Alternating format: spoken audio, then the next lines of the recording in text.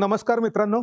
आपल्या भारतीय अर्थव्यवस्था या पुस्तकाची ही 15वी आवृत्ती आज प्रकाशित झाली आहे आणि त्या निमित्ताने या पुस्तकाबद्दल थोडीशी माहिती सांगण्याचा आज हा छोटासा मी प्रयत्न करतोय. तसं रेग्युलरली ही या पुस्तकाच्या आवृत्त्या प्रकाशित झालेल्या आहेत. ही 15वी आवृत्ती आहे याच्यावरूनच आपल्या लक्षात येईल. आजपर्यंत कधी या पुस्तकाबद्दल मी वर्गात सुद्धा सांगितलं नाही. पण मला असं वाटतंय की आता ही सांगण्याची आवश्यकता आलेली आहे म्हणून या पुस्तकाबद्दल काही गोष्टी मी सांगण्याचा सुरुवातीला प्रयत्न करतो. 2005 साली पहिल्यांदा मी याची पहिली एडिशन निर्माण केली होती. एकदम छोटीशी होती. अल्पावधीत ती प्रसिद्ध झाली. मूळ कारण असं होतं की अर्थशास्त्र किंवा अर्थव्यवस्था ह्या विषयामध्ये ह्या परीक्षेसाठी अभ्यास करताना नक्की ह्या विषयाच्या पुस्तकात नक्की काय असलं पाहिजे याचा समावेश असलेली एकदम थोडकी पुस्तकं त्यावेळी होती. बऱ्याच जणांना, बऱ्याच शिक्षकांना सुद्धा माहिती नव्हतं की नक्की याच्यामध्ये काय असलं पाहिजे. नक्की हा विषय वेगळा आणि विद्यापीठातला विषय वेगळा आणि त्यामुळे विद्यापीठासाठी जे काही पुस्तकं वापरली जायची ती पुस्तकं जनरली मुलं स्पर्धा परीक्षेसाठी एमपीएससी आणि यूपीएससी साठी वापरायची असं हे होतं. मी हे पुस्तक आणल्यानंतर त्याच्यामध्ये बऱ्याचशा मुलांना समजायला सुरुवात झाली की नक्की ह्या विषयात अभ्यास करण्यासाठी आपण नक्की कुठल्या मुद्द्यांवर भर दिला पाहिजे आणि कोणत्या गोष्टी आपण वाचल्या पाहिजे हे पहिल्यांदा आल्यामुळे लवकरात लवकर हे पुस्तक एकदम विद्यार्थी प्रिय झालं, प्रसिद्ध झालं. सुरुवातीची मला वाटतं 80 रुपयाची म्हणजे पहिली प्रत होती. ती आताही माझ्याकडे आहे. ती एक सिंगल राहिलेली आणि साधारणतः मला वाटतं 150-200 पानांचं ते पुस्तक असेल त्यावेळी. त्याच्यानंतर प्रत्येक एडिशन ही वाढत गेली आणि आज ही एवढी मोठी एडिशन ही पूर्ण झालेली आहे. साधारणतः 2005 नंतर 8, 9, 10च्या दरम्यान हे पुस्तक जरा संपूर्ण महाराष्ट्रात पसरल्यानंतर पहिल्यांदा 2012 साली त्याच्यावर कॉपीराईट रिलेटेड गोष्टी झाल्या. आता त्याच्यात मला काही डिटेल्समध्ये जायचं नाही. पण तिथून हा काय प्रकार सुरू झाला ही पण एक गोष्ट मला तुम्हाला सांगायची त्याबद्दल. कारण तर साधारणतः 13, 14, 15च्या दरम्यान ह्या पुस्तकाच्या डुप्लिकेट कॉपीज पूर्ण महाराष्ट्रभर विकणारी माणसं निर्माण झाली. मला आठवतंय 2016च्या दरम्यान कदाचित असावं. नागपूरवरून मला एक फोन आला आणि तुमच्या पुस्तकांच्या डुप्लिकेट कॉपीज या ठिकाणी आहेत असं मला तो फोन होता. मी नागपूरला गेलो. एस चांद यांच्याकडून तो फोन आलेला होता. एस चांद यांनी त्या ठिकाणी त्यांच्या पुस्तकांच्या डुप्लिकेट कॉपीजवर जवळजवळ 1 महिना लक्ष ठेवून त्या पकडल्या होत्या. तर तिथे गेल्यानंतर माझी जेवढी काही पुस्तकं आहेत त्या पुस्तकाची जवळजवळ पूर्ण ती रूम भरेल एवढी सगळी पुस्तकं त्या ठिकाणी होती. त्याच्यानंतर भरपूर आम्ही काही ठिकाणी इव्हन ते डुप्लिकेट पुस्तकं पकडण्याचा वगैरे प्रयत्न सुद्धा केला. नांदेडला 1-2दा, त्यानंतर अकोल्याला 1-2दा. त्यामुळे ह्या पुस्तकाची मला त्याचा मुद्दा फक्त एवढा सांगायचा की पुस्तकात जेवढी एखादी गोष्ट प्रसिद्ध होते तेवढी तिला डुप्लिकेट करण्याचा प्रयत्न होतो. आणि ह्या पुस्तकाचा वापर संपूर्ण महाराष्ट्रातले सगळे विद्यार्थी तर करतातच, पण त्याचबरोबर महाराष्ट्रभरातून जे काही हा विषय शिकवणारे असंख्य शिक्षक आहेत ते सुद्धा त्याचा विषय हे करतात आणि ते मला येऊन सांगतात सुद्धा. जेव्हा केव्हा सगळे शिक्षक लोक भेटतात त्यावेळी मला ते मोठ्या मनाने हे मान्य सुद्धा करतात, सर आम्ही तुमचं सोडून दुसरं वाचणार कोणतं पुस्तक. त्यामुळे ह्या पुस्तकाचं ही अशी गोष्ट आहे. आणि आता अलीकडे सुद्धा कॉपीराईट रिलेटेड काही गोष्टी झाल्या. फक्त अलीकडचा एकच डिफरन्स फक्त मला सांगायचा आहे की चोरी करून सुद्धा ती अमान्य करण्याच्या ह्या काही गोष्टी झाल्या आणि त्यामुळे आम्हाला सुद्धा काही महत्वाच्या कृती त्याच्या बाबतीत कराव्या लागल्या. पण ठीक आहे, या सगळ्या गोष्टी होत राहतील. मला तर फार मोठा आनंद आणि अभिमानाची गोष्ट माझ्यासाठी आहे की हे पुस्तक वाचल्याशिवाय आजपर्यंत महाराष्ट्रात कोणी पास झालेलं नाही. पण ही पण गोष्ट सांगायची की पुस्तक तयार करणं आणि त्याचं अपडेशन करणं ही काही साधी सिंपल गोष्ट नसते. आता ह्या पुस्तकाच्या अपडेशनच्या बाबतीत मी तुम्हाला सांगतो की मी जवळजवळ 1.5 महिना सगळे लेक्चर्स वगैरे सगळं बंद करून, इव्हन फोन बंद करून ह्या सगळ्या पुस्तकाच्या अपडेशनसाठी आवश्यक सगळं काम केलं. आणि जेव्हा केव्हा मी नेहमी एक गोष्ट मला जाणवलेली की जेव्हा केव्हा मी पुस्तकाचं अपडेशन करण्यासाठी प्रयत्न करतो त्याच्या साधारणतः एखाद्या महिनाभरामध्ये अक्षरशः माझी झोप सुद्धा उडते. म्हणजे ऑन एन ॲव्हरेज एवढ्या 1 महिन्यामध्ये 3 ते 4 तास ऑन ॲन ॲव्हरेज माझी झोप झाली असेल. अर्थात याचा अर्थ असा पण नाही की उरलेल्या वेळे मला काही झोप लागते वगैरे असं नाही. तर पूर्णपणे 100% फ्रेश, अलर्ट अशा व्यवस्थित अशा परिस्थितीमध्ये राहून ही पुस्तक, म्हणजे जसं आपण म्हणतो की आपल्या बॉडीवर अल्टिमेटली आपल्या मनाचा परिणाम होतो आणि मन जसा विचार करतं तशीच आपली बॉडी पण रिस्पॉन्ड करायला लागते.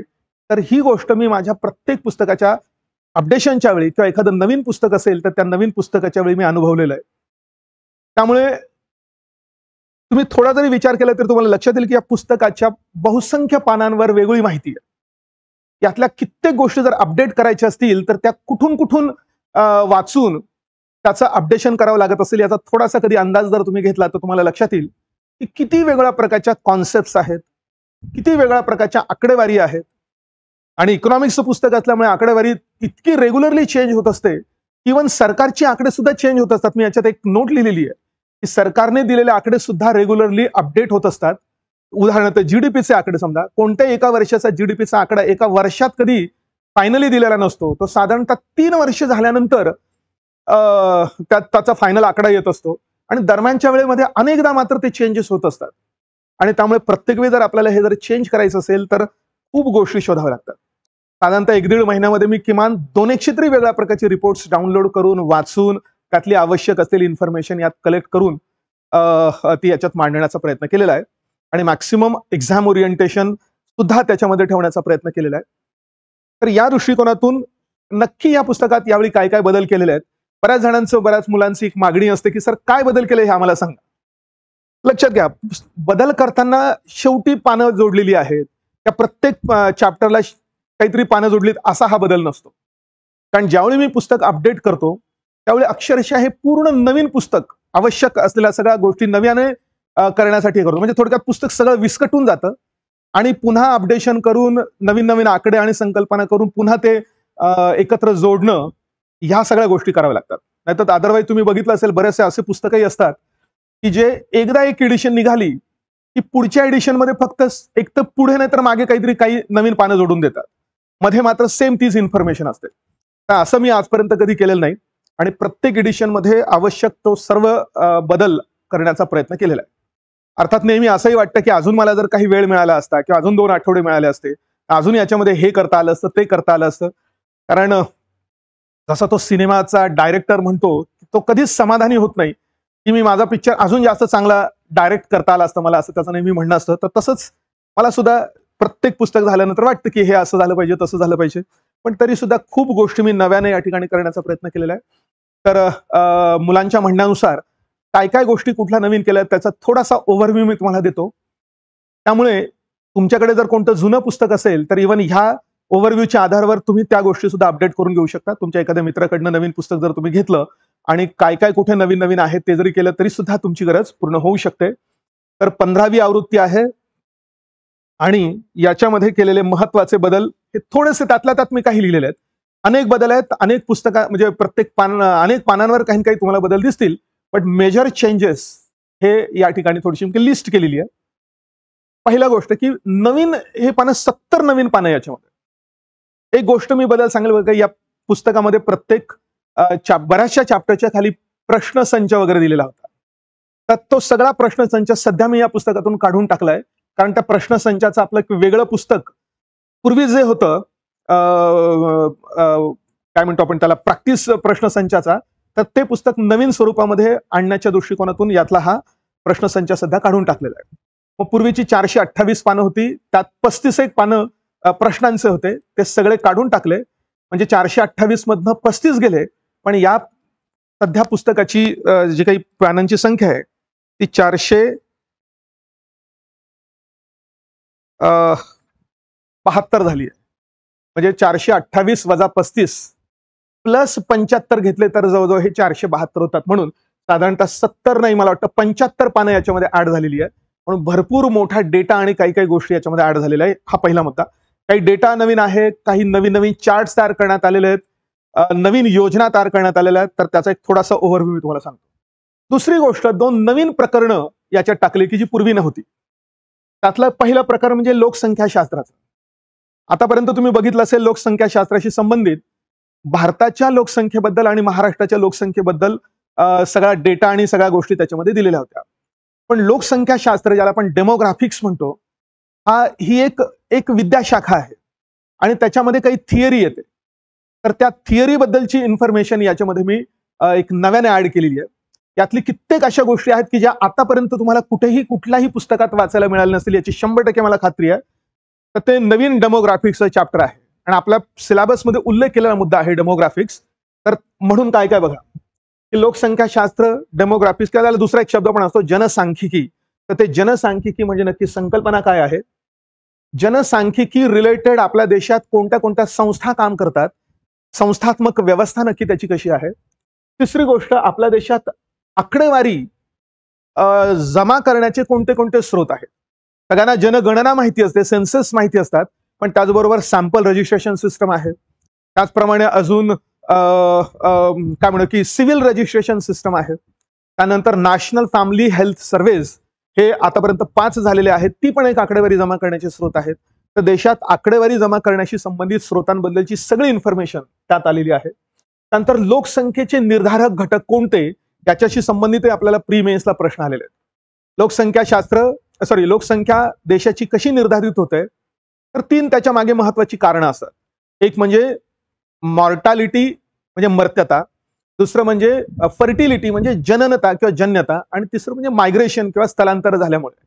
तर नक्की जननता कशी मोजायची, जन्मदर कसा मोजायचा, त्यापासून तर टोटल फर्टिलिटी रेट पर्यंत कुठले कुठले वेगळे दर आपण मोजतो, मृत्यू दर आणि मृत्यूशी संबंधित आकडेवारी कशी मोजायची, त्याच्या संकल्पना काय काय आहेत त्या गोष्टी, आणि स्थलांतराचा छोटासा पॉईंट आहे की स्थलांतरामुळे लोकसंख्येवर नक्की काय बदल होतो, तर तो एक नवीन पॉईंट त्याच्यामध्ये आलेला आहे. त्यानंतर लोकसंख्येच्या सिद्धांताबद्दलची इन्फॉर्मेशन आहे. आपल्याला बऱ्याच वेळा लोकसंख्येच्या सिद्धांताबद्दल प्रश्न येतात. उदाहरणार्थ लोकसंख्येच्या संक्रमणाचा जो सिद्धांत आहे त्याबद्दल प्रश्न येतात. पण आतापर्यंत लोकसंख्येच्या सिद्धांताबद्दल कुणी कुणी काय काय मतं मांडलेली आहेत, आणि त्याची सुरुवात होते माल्थस पासून.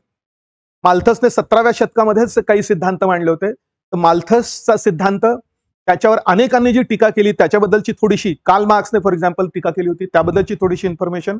त्यानंतर एक ऑप्टिमम पॉप्युलेशनची थिअरी आहे, इष्टतम लोकसंख्येचं, आणि सगळ्यात महत्वाचा सिद्धांत, आणि तो म्हणजे काय, तर demographic transition system, transition theory, लोकसंख्येच्या संक्रमणाचा सिद्धांत.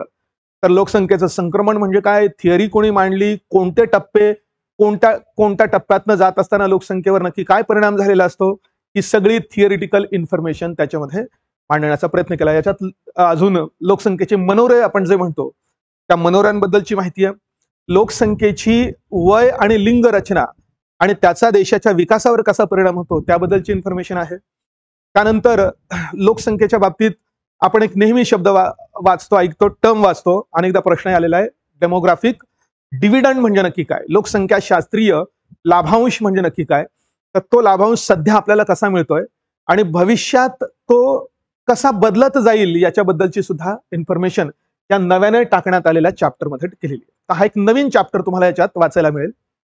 दुसरा अजून एक नवीन चॅप्टर याच्यात टाकलेला आहे, किंवा एका जुन्या चॅप्टरमध्येच काही नवीन गोष्टी आलेल्या आहेत, ते म्हणजे पैशाशी संबंधित काही बेसिक इन्फॉर्मेशन, जी आपल्याला राज्यसेवेच्या जुन्या सिलेबसच्या मुख्य परीक्षेसाठी महत्वाचा असलेला तो टॉपिक आहे. मग याच्यामध्ये मुळात पैसा म्हणजे काय, पूर्वीची जी वस्तू विनिमय पद्धत होती त्याचा अर्थ काय होत होता, तिच्यात नक्की काय अडचणी होत्या, त्याच्यानुसार मग हा आजचा पैसा तो कसा उत्क्रांत झाला, त्याची उत्क्रांती कशी होत गेली. त्याची उत्क्रांती म्हणजे प्राण्यांना पैसा वापरण्यापासून तर नंतर हे कागदी आणि चलनाच्या स्वरूपात पैसे आले, इथपर्यंत सगळी दिलेली आहे. आणि आता लेटेस्ट भारतात एक नवीन गोष्ट आलेली आहे, तुम्ही वाचली असेल, ई रुपी नावाची, म्हणजे डिजिटल करन्सी भारतात आलेली आहे.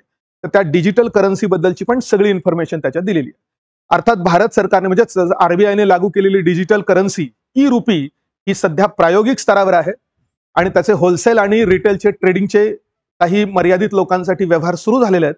तर त्याबद्दलची सगळी इन्फॉर्मेशन आहे.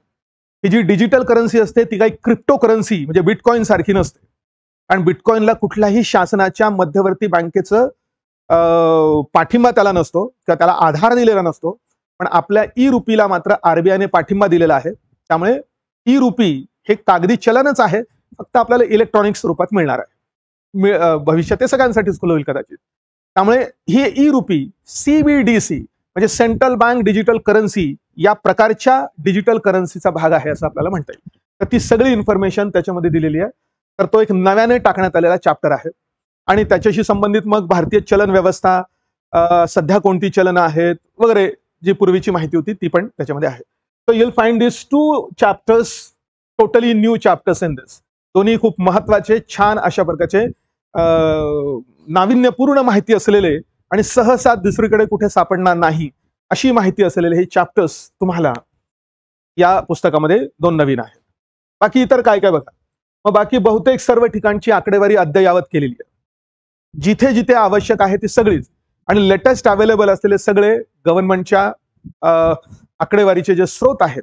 अर्थात गव्हर्नमेंटची आकडेवारी वापरणं इतकं सोपं नसतं म्हणजे त्यातली कोणती योग्य आहे हे कळणं खूप अवघड असतं. कॉपी करणाऱ्यांना ते कळत नाही. कॉपी करणाऱ्यांना आकडे फक्त कळतात. 70चा 80 झाला का 80चा 70 झाला ह्या गोष्टी कळतात, पण त्यांना संकल्पनेच्या बाबतीत ते काही कळत नसल्यामुळे नक्की गव्हर्नमेंटचा आकडा कोणता घ्यायचा, कोणता नाही घ्यायचा, कोणत्या आकड्याचा नक्की अर्थ काय होतो, त्याचा संदर्भ काय असतो हे मात्र बऱ्याच वेळा कळत नाही. पण ह्या आवश्यक त्या सगळ्या गोष्टींच्या साह्याने ही बहुतेक सगळी नवीनतम आकडेवारी त्यात हे केलेली आहे. हे करत असताना सगळे नवीन रिपोर्ट्स आणि त्यात दिलेले जे काही महत्वाचे निर्देशांक आहेत त्या निर्देशांकांचे आपल्याला तुम्ही बघितलं असेल अनेकदा प्रश्न येतात, तर त्याबद्दलचे बहुतेक सगळ्या गोष्टी आहेत. For example HDI human development index नव्याने आलेला आहे. या वर्षाचा मात्र तो आलेला नाही. तुम्ही जर बघितलं असेल तर 2023 साली जो HDR म्हणजे ह्युमन डेव्हलपमेंट रिपोर्ट जाहीर होणं अपेक्षित होतं तो 23 संपून गेला तरी सुद्धा तो जाहीर झाला नाही आणि 2024 आला तरी अजूनही तो जाहीर झालेला नाही. दरवर्षाच्या HDI मध्ये जो MPI दिला जातो त्याचा मात्र एक स्वतंत्र वेगळा रिपोर्ट UNDPने आणि त्या ऑक्सफर्ड विद्यापीठाने तो एकत्रितरित्या तो जाहीर केलेला आहे. त्यामुळे सध्या लेटेस्ट उपलब्ध असलेला HDR हा 2021-22 या सालचा आहे. तर त्याच्याबद्दलची सगळी इन्फॉर्मेशन त्यात आहे. MPI multi dimensional poverty index त्याचे लेटेस्ट हे आहेत. अलीकडे माहिती आहे की नीती आयोगाने स्वतःचा नॅशनल MPI आपल्या देशासाठी सुरू केलेला आहे. त्याचे सगळे latest details. GDI gender development index, gender inequality index या पूर्वीच्या गोष्टी ऑलरेडी होत्या, त्या नवीन आकडेवारीच्या दृष्टिकोनातून अपडेट केलेल्या आहेत. पण गेल्या वर्षभरात काही नवीन रिपोर्ट्स आणि काही नवीन निर्देशांक आंतरराष्ट्रीय स्तरावर निर्माण झालेले आहेत, तर त्यांची सुद्धा इन्क्लुजन याच्यामध्ये करण्यात आलेलं आहे. फॉर एक्झाम्पल एक सोशल कॅपिटल इंडेक्स ज्यावर मागे प्रश्न येऊन गेला आपल्याला, तर तो सोशल कॅपिटल इंडेक्स जो आहे त्याच्याबद्दल सगळी माहिती आहे. त्याचप्रमाणे हे काही नव्याने आलेले इंडायसेस आहेत बघा. मला वाटतं हे सुद्धा तुम्हाला पहिल्यांदाच कदाचित या पुस्तकात सोप्या साध्या पद्धतीने वाचायला मिळतील. Global social gender social norms index नावाचा एक आहे. सोशल नॉर्म्स, सामाजिक नॉर्म्स म्हणजे निकष म्हणूया, की एखाद्या देशातले सामाजिक निकष हे जेंडर प्रति किती प्रमाणात भेदभाव निर्माण करतात. देशाची परंपरा, देशाच्या प्रथा परंपराच जेंडर प्रति भेदभाव करणाऱ्या किती प्रमाणात असतात याचं मोजमाप करण्यासाठी हा इंडेक्स तयार केलेला आहे. म्हणून ग्लोबल सोशल नॉर्म्स इंडेक्स नावाचा आहे. त्यानंतर एक युनायटेड नेशनची संस्था सगळ्यांना UNDP माहिती आहे आणि महिलांसाठी काम करणारी UN विमेन नावाची एक संस्था आहे. या 2 संस्थांनी एकत्रितरित्या 2 नवीन इंडेक्स यावर्षी म्हणजे मागच्या वर्षी सुरू केलेले आहेत. एक आहे WEI म्हणजे वर्ल्ड एम्पॉवरमेंट इंडेक्स नावाचा आणि दुसरा आहे GGPI म्हणजे ग्लोबल जेंडर पॅरिटी इंडेक्स नावाचा. तर हे 2 पहिल्यांदाच आलेले इंडायसेस आहेत. त्यांच्याबद्दलची पण सगळी आवश्यक असलेली सगळी इन्फॉर्मेशन यात नव्याने देण्यात आलेली आहे. त्यानंतर सस्टेनेबल डेव्हलपमेंट, शाश्वत विकास हा आपला सिलेबसचा एक महत्वाचा मुद्दा आहे आणि शाश्वत विकास जगाचा किती झालेला आहे, भारतातला किती झालेला आहे हे मोजण्यासाठीचे जे 2 महत्वाचे निर्देशांक आहेत, एक आहे SDG इंडेक्स जो जागतिक स्तरावरचा आहे आणि एक आहे SDG इंडिया इंडेक्स जो इंडियाच्या स्तरावरचा आहे. तर या दोन्ही इंडायसेसच्या गेल्या 2-2 वर्षाच्या पोझिशन्स, कोणते देश पहिले काय वगैरे या दृष्टिकोनातून, तर एकाच लेटेस्ट न देता गेल्या 2 वर्षांची मिळून अशा रीतीने सगळे इंडायसेस त्याच्यामध्ये दिलेले आहेत. त्यानंतर नीती आयोगाबद्दलची थोडीशी ऍडिशनल इन्फॉर्मेशन दिली आहे. बाकीची पूर्वीची ती तर होतीच, नीती आयोग कधी स्थापन झाला, नीती आयोगाची कार्य नक्की काय आहे, नीती आयोग आणि पूर्वीचं नियोजन मंडळ याच्यात नक्की काय फरक आहे, ह्या गोष्टी तर आहेतच, पण त्याचबरोबर काही वर्षांपूर्वीपासून सुरू झालेल्या एक योजना आणि त्या योजनेत अलीकडे झालेला एक बदल, म्हणून ह्या 2-3 गोष्टी येथे नवीन केलेल्या बघा. ADP नावाची एक योजना नीती आयोगाची, ऍस्पिरेशनल डिस्ट्रिक्ट प्रोग्राम नावाचा. यात महाराष्ट्रातले 4 जिल्हे आहेत आणि त्याच धर्तीवर आता नीती आयोगाने ऍस्पिरेशनल ब्लॉक्स प्रोग्राम नावाचा, मला वाटतं देशातल्या 500 ब्लॉक्स म्हणजे तालुक्यांमध्ये सुरू केलेला योजना ही कार्यक्रम आहे, मागच्याच वर्षी सुरू झालेला आहे. म्हणून ऍस्पिरेशनल डिस्ट्रिक्ट आणि ऍस्पिरेशनल ब्लॉक्स म्हणजे तालुके यांच्याबद्दलचा ही माहिती. मग त्यात महाराष्ट्रातले कुठले कुठले तालुके आहेत यांची पण सगळी लिस्ट त्याच्यामध्ये दिली आहे. आणि हे तुम्हाला माहिती असेल, अटल इनोव्हेशन मिशन हा एक नीती आयोगाचा महत्वाचा एक पुढाकार आहे. याच्यात देशात इनोव्हेशन म्हणजे नवनिर्मिती, इनोव्हेशन हा इंग्रजी शब्द आहे, पण मराठीत भरपूर वेगळे शब्द वापरतात. कोणी त्याला नवशोध म्हणतं, कोणी त्याला नवाचार म्हणतं, कोणी त्याला नवोन्मेष म्हणतं. आता मराठीच्या प्रश्नामध्ये कोण काय वापरेल काही सांगता येत नाही, म्हणून हे सगळे शब्द तुम्हाला माहिती असणं अपेक्षित आहे. पुस्तकात मी बहुतेक ठिकाणी नवशोध हा शब्द जास्त वापरलाय, पण नवाचार आणि नवोन्मेष हे पण शब्द असतात इनोव्हेशनसाठी, किंवा नवनिर्मिती कोणी जण म्हणतं. तर त्याबद्दलचा एक महत्वाचा हा एक जे कार्यक्रम आहे नीती आयोगाचा, त्याची पण इन्फॉर्मेशन नव्याने ऍड केलेली आहे. त्यानंतर बेरोजगारीच्या बाबतीत, रोजगार बेरोजगारीच्या बाबतीत हा जो सर्वे असतो आता अलीकडे घेतला जाणारा दर वर्षाचा, PLFS, तर त्याची नवीनतम आकडेवारी पण याच्यामध्ये दिलेली आहे. Periodic labour force survey. तुम्ही त्याच्यामध्ये वाचलं असेल की रोजगार आणि बेरोजगारीची आकडेवारी मिळवून देण्यासाठी जे काही स्रोत आहेत, तो पूर्वीचा जो होता, एक तर जनगणनेनं मिळते पण ती 10-10 वर्षानंतरच होते. 5-5 वर्षानंतर पूर्वी एक सर्वे केला जायचा, एम्प्लॉयमेंट अनएम्प्लॉयमेंट सर्वे म्हणून, पण तो 2011 नंतर झालाच नाही. म्हणून 2017-18 पासून भारत सरकारने नियमितपणे लोकांच्या रोजगाराच्या स्थितीबद्दलचे आकडे मोजण्यासाठी हे सर्वे सुरू केलेले आहेत. तर त्याची सगळी लेटेस्ट आकडेवारी आणि त्याच्याबद्दल सध्या वर्कर पॉप्युलेशन रेशो किती आहे, लेबर फोर्स पार्टिसिपेशन रेट किती आहे, तो महिलांचा किती, पुरुषांचा किती, ग्रामीण किती, शहरी किती, आणि दारिद्र्याचं बेरोजगारीचं प्रमाण नक्की म्हणजे रेट ऑफ अनएम्प्लॉयमेंट किती, हे सगळे आकडेवारी याच्यात नव्याने दिलेली आहे. त्यानंतर तुम्ही पुस्तकात बघितलं असेल, एक दारिद्र्याचं चॅप्टर आहे, त्यात जवळजवळ सगळी इन्फॉर्मेशन आली आहे. दारिद्र्याशी संबंधित आवश्यक सगळी इन्फॉर्मेशन आज आपल्याला त्या चॅप्टरमध्ये ऍडिशन झालेली दिसते, आणि अजून काही नव्यानं पण मी त्याच्यात टाकलेली आहे. आणि त्यानंतर बेरोजगारीचं चॅप्टर आहे, हे परीक्षेच्या दृष्टीने महत्वाचे आहेतच. आणि त्याच्या पुढे एक चॅप्टर आहे दारिद्र्य आणि बेरोजगारी बद्दलच्या काही योजना. तर ह्या सगळ्या योजनांमध्ये नवीन जे काही बदल झालेले ते बदल तर मी त्यात केलेलेच आहेत, पण अजून बऱ्याचशा ऍडिशनल योजना त्या चॅप्टरमध्ये पुढे ऍड केलेल्या आहेत. फॉर एक्झाम्पल, ग्रामीण विकासाच्या आणि ग्रामीण मंत्रालयाच्या जेवढ्या काही सगळ्या योजना असतील, एकही सोडलेली नाही त्याच्यामध्ये. सगळ्या ग्रामीण विकासाच्या योजना मिनिस्ट्री ऑफ रुरल डेव्हलपमेंट मार्फत ज्या आयोजित केल्या जातात त्या, आणि त्याचबरोबर महिलांच्या आणि बाल कल्याणाशी संबंधित ज्या काही सगळ्या योजना असतील, मग ते मिशन वात्सल्य असेल, मिशन पोषण अभियान असेल, किंवा संबल नावाची योजना मागच्या वर्षी काही सुरू झाली ती, तर ह्या सगळ्या नवीन योजनांची माहिती ह्या चॅप्टरमध्ये दिलेली आहे. म्हणून ग्रामीण विकासाच्या सर्व योजना, महिला आणि बाल कल्याणाच्या सर्व योजना या त्याच्यामध्ये समाविष्ट केल्या आहेत. तसं बघितलं तर मला अजून योजना टाकायच्या होत्या, पण आता सध्याच्या सरकारच्या इतक्या योजना आहेत की कितीही केलं तरी ते अपुरच पडणार आहेत असं आहेत. म्हणजे n number of PM schemes are there, तरी मॅक्सिमम त्याच्यामध्ये कव्हर करण्याचा प्रयत्न केला आहे. योजनांबद्दल अजून मी एक माहिती सांगतो. याच्यात बऱ्याचशा योजना ह्या चॅप्टरमध्ये तर आहेच, पण बाकीच्या थीम्सशी संबंधित असलेल्या योजना या उर्वरित चॅप्टर्समध्ये दिलेल्या आहेत.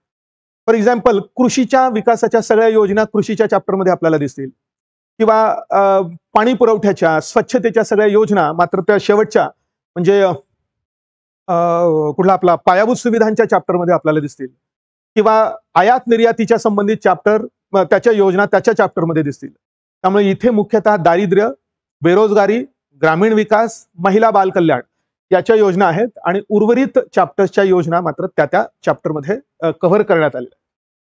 त्यानंतर महाराष्ट्राच्या लोकसंख्येबद्दलची तुलनेनं कमी माहिती होती पूर्वी, तर ती मी यावर्षी मॅक्सिमम अपडेट करण्याचा प्रयत्न केलाय, आणि महाराष्ट्राच्या लोकसंख्येचे बहुतेक सगळे टेबल्स तयार केलेले आहेत. टेबल्स करताना तुम्हाला एक गोष्ट त्या ठिकाणी स्पेसिफिकली दिसेल बघा, बऱ्याच ठिकाणी तुम्हाला महाराष्ट्राच्या म्हणजे जिल्ह्यांची आकडेवारी देताना क्रम लावलेला दिसणार नाही. आणि एका निश्चित क्रमाने सगळी आकडेवारी दिलेली असते, पण आपल्याला प्रश्न पहिले 3 कोण, शेवटचे 3 कोण किंवा कोणतेही रँडम दिल्यानंतर त्यांचा क्रम लावा असं येतात. त्यामुळे मी सगळ्या थीम्सला घेऊन क्रमवारी लावण्याचा प्रयत्न केलाय. म्हणजे लोकसंख्येनुसार मग पहिल्यापासून शेवटपर्यंत, लोकसंख्येच्या घनतेनुसार पहिल्यापासून शेवटपर्यंत, किंवा लिंग गुणोत्तरानुसार पहिल्यापासून शेवटपर्यंत, 0 ते 6 वयोगटातल्या लिंग गुणोत्तराबद्दल किंवा ग्रामीण शहरी प्रमाणाबद्दल. त्यामुळे सगळं हे अशा प्रकारचं ट्रान्सफॉर्मेशन आहे की which you will find nowhere. Even Maharashtra शासनाच्या डॉक्युमेंट्समध्ये सुद्धा तुम्हाला अशा पद्धतीचे टेबल सापडणार नाही. तुम्ही याच्यामध्ये ते बघा. म्हणजे तुम्हाला जास्त सोपं करण्याचा तो प्रयत्न केलेला आहे की तुम्हाला आता क्रम लावण्याची आवश्यकता राहणार नाही, शोधण्याची, आणि डायरेक्ट तो क्रम त्या ठिकाणी लावून दिलेला आहे. तर ते टेबल्स आहेत. नंतर वित्तीय व्यवस्थेचे जे काही सगळे नवीन अपडेट्स आहेत, मग ते बँकांबद्दल असतील, बँकांची नवीन संख्या असेल, पेमेंट बँकांबद्दल मध्यंतरी काही बदल झाला. एक बदल मागच्या वर्षी प्रश्नांमध्ये आलाच होता की 1 लाखापेक्षा 2 लाख त्याची डिपॉझिटची लिमिट करण्यात आलेली आहे. पण एक स्मॉल फायनान्स बँकेबद्दल एक बदल झाला की त्यांना पूर्वी किती 100 कोटी रुपयांचं हे आणायला लागायचं भांडवल, आता ते 200 कोटी करण्यात आलेले. तर हे महत्वाचे बदल ते तुम्हाला असे दिसणार नाही, तुम्ही ते स्पेसिफिक वाचलं तर त्या ठिकाणी तुम्हाला ते दिसून येतील. तर ते वित्तीय व्यवस्थेबद्दलचे सगळे अपडेट्स. त्यानंतर आरबीआय बद्दलचे सगळे अपडेट्स. आरबीआयचा रेपो रेट सध्या किती आहे. नवीन एक पतसाधन आरबीआयने मागच्या वर्षी जाहीर केले. बाकीची सगळी आपल्याला माहितीच आहे, bank rate, CRR, SLR, repo, reverse repo, MSF. पण त्याचबरोबर एक मार्जिनल डिपॉझिट फॅसिलिटी नावाची एक नवीन फॅसिलिटी आरबीआयने नवीन पतसाधन म्हणून मागच्या वर्षी सुरू केलेली आहे. मला वाटतं त्याच्या मागच्या वर्षी असेल. तर त्याबद्दलची सगळी इन्फॉर्मेशन दिलेली आहे. पुढे म्हटलं तर अजून काय, तर आपला जो भांडवल बाजार आहे, भांडवल बाजारात काही नवीन संस्था या अलीकडे स्थापन झाल्या आहेत. फॉर एक्झाम्पल नाबफीड नावाची एक संस्था तुम्हाला नव्याने दिसेल. पण आता ह्या छोटे छोटे बदल त्याच्यामध्ये मिक्स झालेले, त्यामुळे तुम्हाला शोधावे लागतील.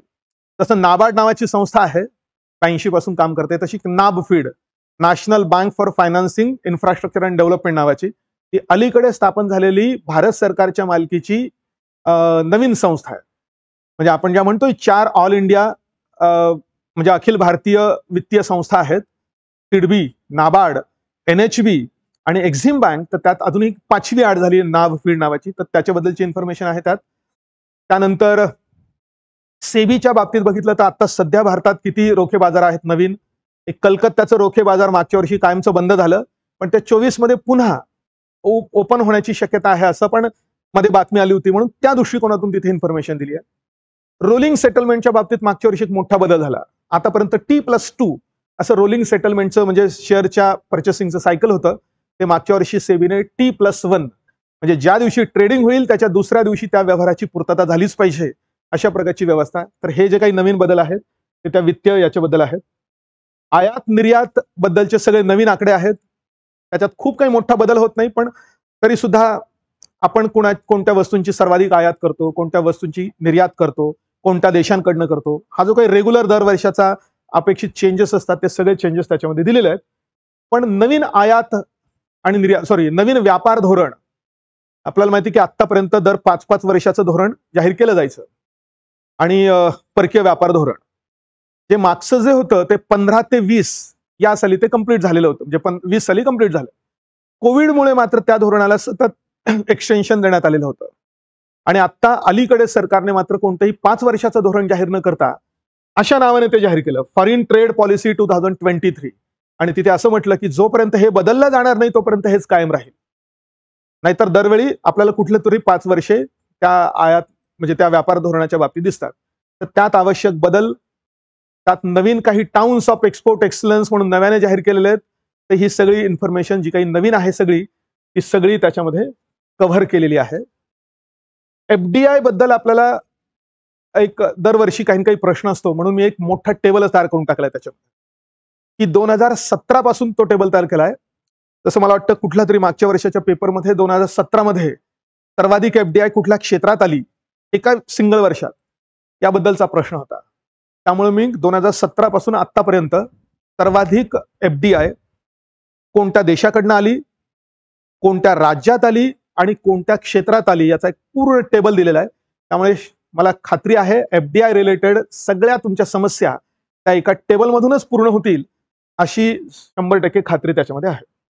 नंतर 15व्या वित्त आयोगाची माहिती मागच्याही पुस्तकात होती, पण अलीकडे आता 16वा वित्त आयोग नव्याने स्थापन झालेला आहे.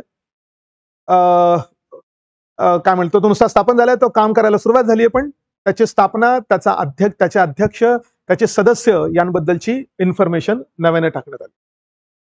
त्यानंतर कृषीच्या चॅप्टरमध्ये भरपूर बदल केलेले आहेत. इतके दिवस मला काय वाटायचं बघा ते मी सांगतो.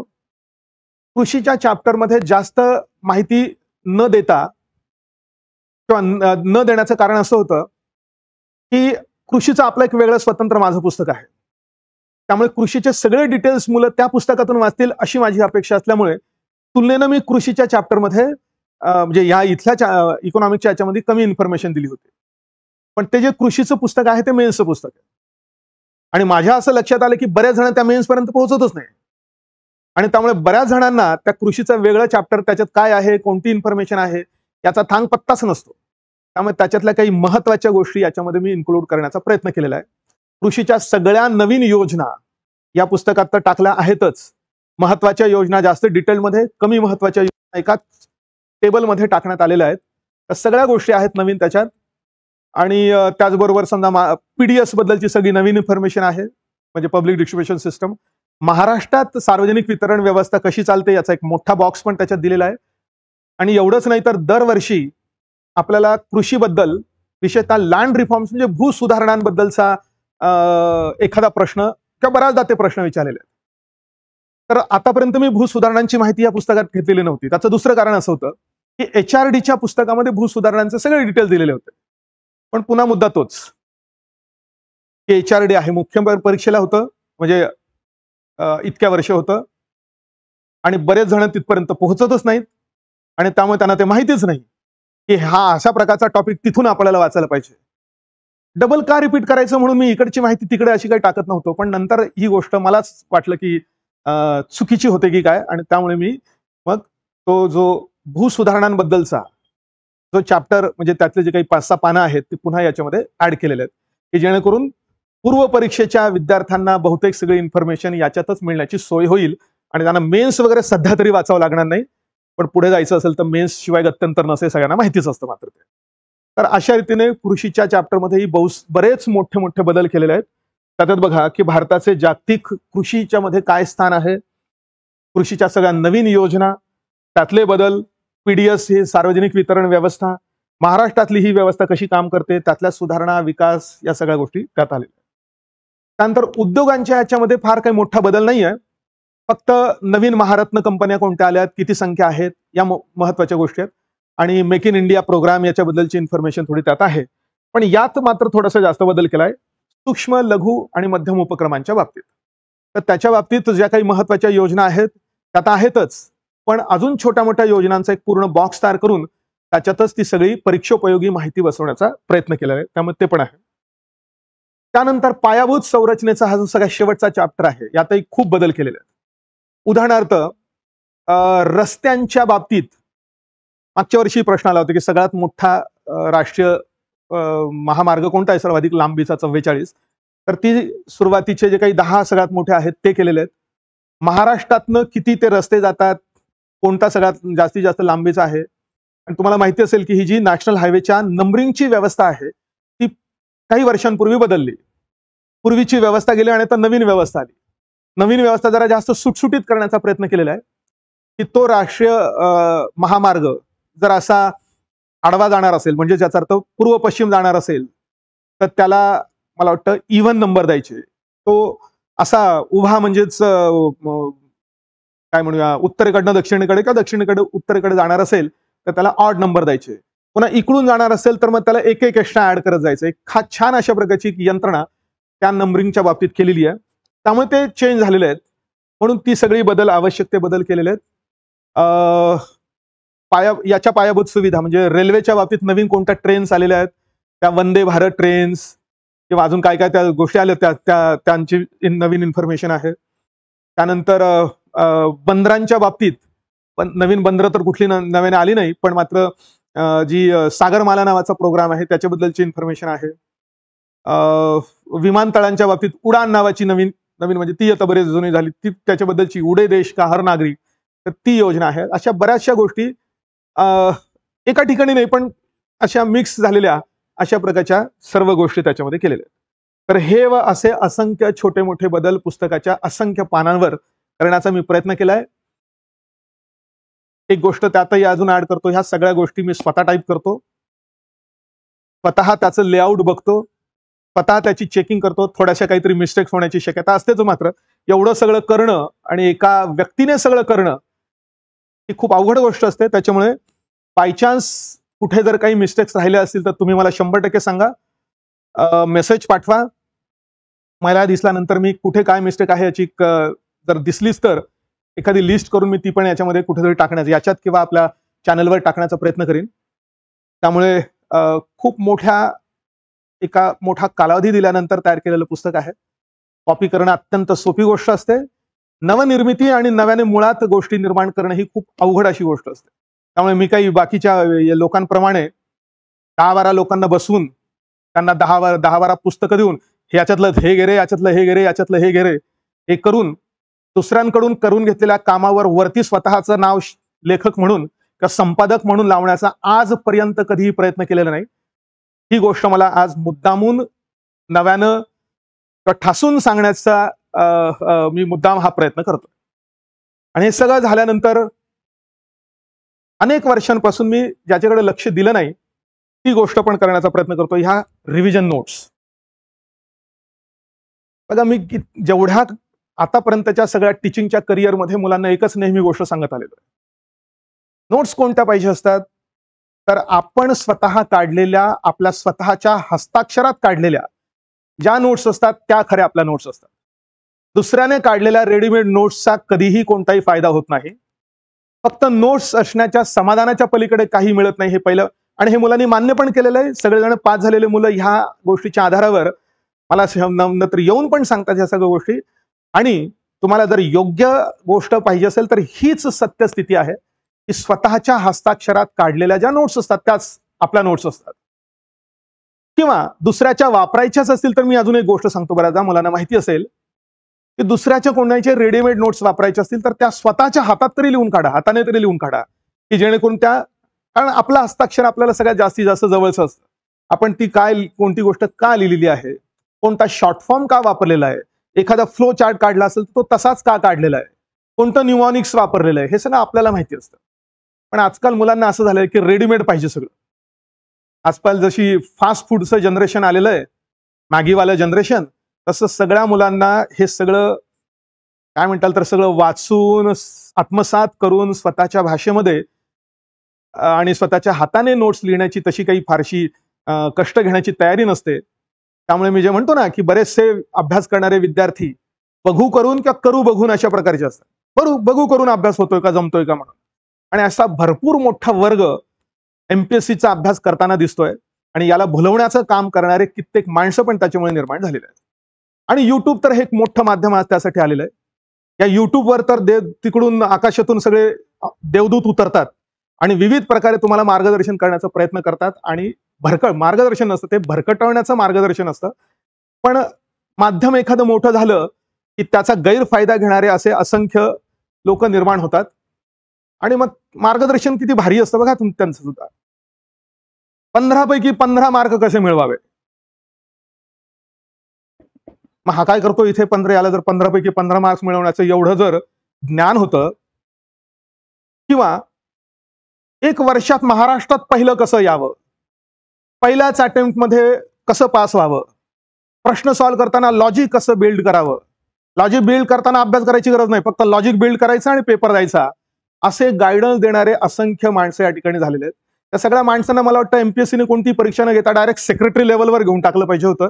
एवढ्या यांच्याकडे काहीतरी ज्ञान आहे की काही न करता कसं पास व्हायचं. जो टॉपर असतो त्याला सुद्धा कधीच पैकीच्या पैकी मार्क मिळत नाही.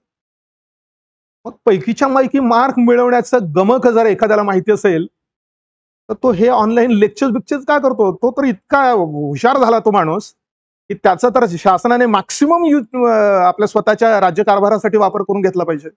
पण असा सगळा बावळटपणा झालेला आहे.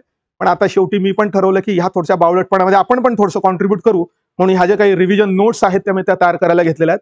त्या लवकरात लवकर पूर्ण करून या दोन्ही पुस्तकांच्या रिव्हिजन नोट्स तुमच्या हाती मी देण्याचा प्रयत्न करीन. पण आज माझं फायनली पुन्हा त्याच्यानंतरही सांगणं असेल तुम्हाला, त्या रिव्हिजन नोट्स वाचण्याच्या आधी तुम्हाला पुस्तक तर वाचावं लागणारच आहे. पण त्या रिव्हिजन नोट्स नुसत्या जशाच तसं करू नका. त्याच्यातही तुम्हाला काय बदल करायचे आहेत, तुमच्या पद्धतीने काय नोट्स स्वतः तयार करायच्या त्या केल्या तर ही परीक्षा पास होणं तुम्हाला सोपं होईल. सगळे मागचे टॉपर्स बघा ते काय सांगतात ते बघा. कुठल्याही टॉपरला विचारा, तू रेडीमेड नोट वापरल्या होत्या का? एखादा विरळा कुठला सापडला तर सापडला, पण बहुसंख्य विद्यार्थी, पास झालेले विद्यार्थी तुम्हाला सत्य गोष्ट हीच सांगतील की शेवटी अल्टिमेटली आपल्याला तो अभ्यास करावा लागतो. रेडीमेड अभ्यासाच्या आधारावर कुणीही या ठिकाणी पास होत नाही, पास होण्याची शक्यता नसते. पण आता जसा ट्रेंड चालू आहे तसा ट्रेंड म्हणून ह्या नोट्स तयार करण्याचा अर्थात ते मी करतोय म्हटल्यानंतर कुठल्याही 4 लोकांना बसून जमा करून हे नाही करणार. मी करतोय म्हटल्यानंतर त्या उत्तमच करेल. जोपर्यंत त्या उत्तम होणं शक्य नाही तोपर्यंत मी काय तुमच्या हाती ते देण्याचा प्रयत्न करणार नाही. तर अशा रीतीने हा एक नवीन पुस्तकाबद्दलची थोडीशी इन्फॉर्मेशन. आजपर्यंत मी वर्गात पण कधी विद्यार्थ्यांना सांगितलं, मी पहिल्यांदाच मी अशा रीतीने जाहीररित्या सांगतोय. कुठल्याही प्रकारचा प्रश्न याबद्दल डाऊट असेल, काही तुम्हाला यातली अडचण असेल, पुण्यात असाल तर प्रत्यक्ष येऊन भेटा. असंख्य विद्यार्थी येतातच भेटायला, तुम्ही यायला काहीच हरकत नाही. बाहेर असाल तर मेसेज पाठवा, ईमेल पाठवा. तुम्हाला असलेली कुठलीही शंका याच्याबद्दलची ती मी 100% पूर्ण करण्याचा प्रयत्न करेन. आणि याच्यानंतर अजून एक व्हिडिओ मी करण्याचा प्रयत्न करणार आहे की नक्की या विषयासाठी तुम्हाला कोणत्या महत्त्वाच्या गोष्टी वाचायला पाहिजे, कोणते मेजर टॉपिक्स तुम्हाला या पुस्तकातनं करणं आवश्यक आहे आणि कोणते तुलनेनं कमी तुम्ही वाचले तरी चालतील. तर या दृष्टिकोनातून पण आपण एक नवीन एक व्हिडिओ त्याच्याबद्दलचा करण्याचा प्रयत्न करूया. So I wish you very very best of luck for this. अजूनही पावणे 2 महिने आहेत तुम्हाला परीक्षेच्या अभ्यासासाठी. पुस्तक येण्यासाठी साधारणतः 15 दिवस उशीर झाला. पण मुलांचा सारखा फोन येत असताना मी ऑफिसमधून हेच सांगण्याचा प्रयत्न केला मुलांना, असं सांगितलं होतं की बाकीचे सगळे विषय तोपर्यंत करून ठेवा आणि पुस्तक आल्यानंतर मात्र पुस्तक वाचा. तर बाकीचा विषय जर तुमचे अभ्यासून झाले असतील तर आता you can certainly go for this subject आणि आवश्यक असलेल्या सगळ्या गोष्टी यातून वाचा आणि त्या नवीन व्हिडिओची वाट बघा. I will be coming with that video as early as possible. Thank you and best of luck.